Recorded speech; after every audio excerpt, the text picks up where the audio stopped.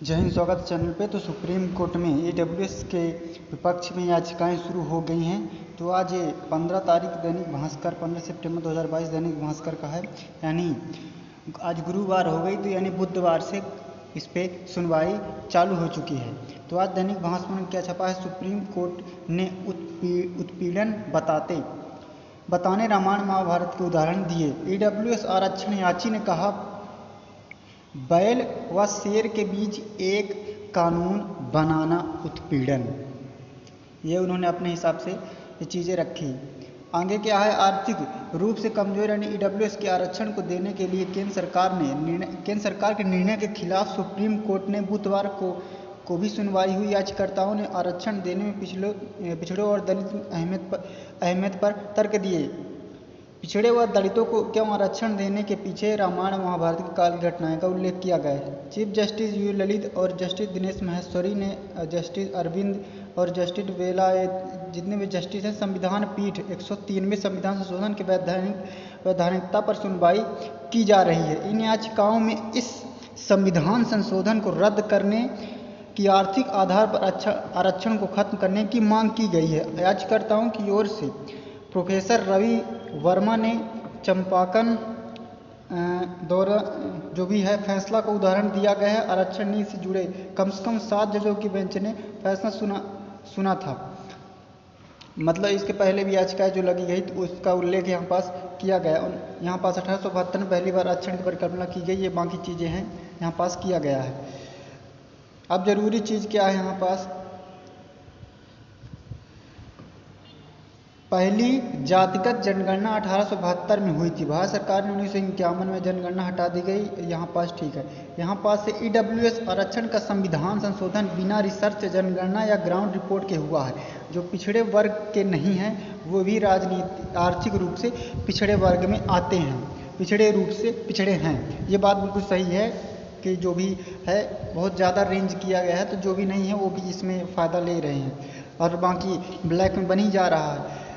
Chief justice ने क्या कहा, संविधान संशोधन ऐसा नहीं कहता जैसा आप कह रहे हैं। आगे चीज़ें क्या हैं, आगे पढ़ते वर्मा ने क्या कहा, देश में 5% आबादी आर्थिक रूप से पिछड़ा वर्ग में होगी। ऐसा कोई डाटा नहीं है कि क्या वे वाकई में पिछड़े हैं। इनका अपना ही तर्क है। और सीजेआई ने क्या कहा, शायद सरकार आबादी आधार पर टारगेट रख रही होगी। कोई उनकी ऐसी रिपोर्ट होगी जो पब्लिश नहीं है तो उसके आधार पर आरक्षण दिया होगा। वर्मा ने फिर क्या कहा, महिलाओं को बराबरी के तौर पर 50% आरक्षण नहीं दिया गया है। ये उनका तर्क था, जबकि 5% आबादी को 10% आरक्षण और दिया गया है। यहाँ पर फिर सीजेआई और बाकी वर्मा के बीच ये जो है वकील हैं उनके, सीजेआई क्या आबादी के आधार पर होगा, तो इस तरह थाली में सजा किस आरक्षण नहीं दिया जाए। विशेषाधिकार प्राप्त वर्ग की छोटी आबादी को 10% आरक्षण देने का सही नहीं है। क्या यह जाति के आधार पर भेदभाव नहीं है? यह निर्णय समानता के सिद्धांत का उल्लंघन करता है।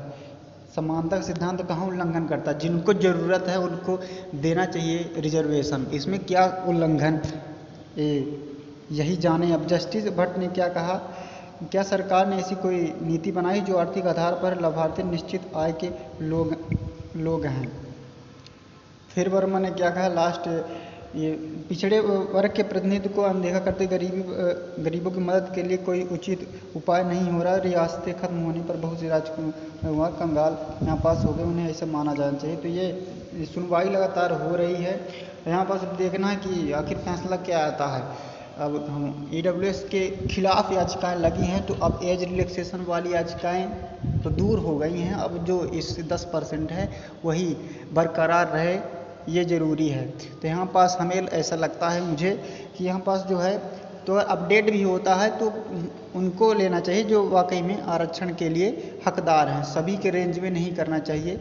और बाकी ऐसे भी अब ओबीसी में अब 27% है, तो सबको अपने हिसाब से देना चाहिए। बाकी इससे सरकार की चीज़ें होती हैं इसमें। अब जैसे अगर मध्य प्रदेश में 27% अभी किया है, अगर 27% ना हो पाता तो वो लोग सुप्रीम कोर्ट जाते हैं, हाई कोर्ट से अगर नहीं हो पाता तो सरकार के यहाँ पास पूरी तरह से वो रहता है। लेकिन यहाँ पास आर्थिक आधार पर 10% मिलना चाहिए, बिल्कुल सही बात है। और इस आय में भी छूट होनी चाहिए। बाकी अब देखते हैं यहाँ की सुनवाई में क्या होता है। जय हिंद, जय भारत।